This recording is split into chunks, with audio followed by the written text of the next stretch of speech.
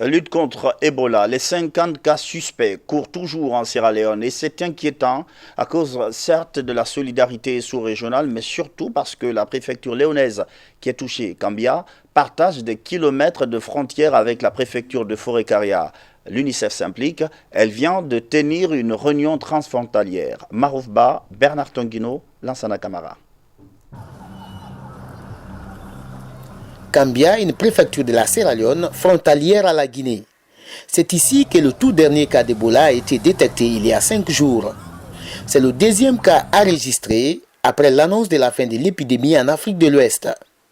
La victime, venue du grand marché de Bamouya, a succombé à la maladie à l'hôpital sierra-léonais de Tokolimi.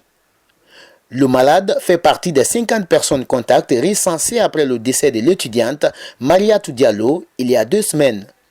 La situation préoccupe des partenaires ainsi que les autorités guinéennes et sierra-léonaises. Ils sont en train de continuer à voir avec les communautés, les leaders communautaires et la jeunesse. Doing social mobilization in the community et faire des activités de mobilisation sociale dans les communautés pour avoir des informations concernant les personnes qui sont perdues. Cette rencontre transfrontalière de Kambia permet aux acteurs de partager d'amples informations sur la situation épidémiologique dans les pays de la Manoliva. La partie guinéenne a notamment réitéré son engagement à poursuivre la riposte à Ebola aux côtés de la Sierra Leone. Forêt-Caria et Kambia, c'est comme un bâtiment avec des différentes chambres.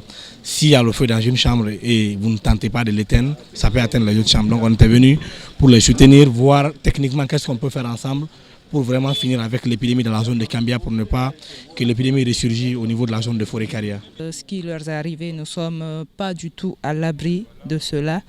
Avec ça, nous avons essayé d'augmenter nos capacités encore avec la surveillance à base communautaire et le point de corps. Et nous avons déployé des volontaires au niveau de nos points frontaliers pour le contrôle sanitaire. Les deux parties sont plus que jamais en état d'alerte après les derniers rebondissements du virus Ebola en Sierra Leone. Les 50 cas suspects concentrent toutes les attentions des chercheurs. L'identification rapide des contacts est une priorité.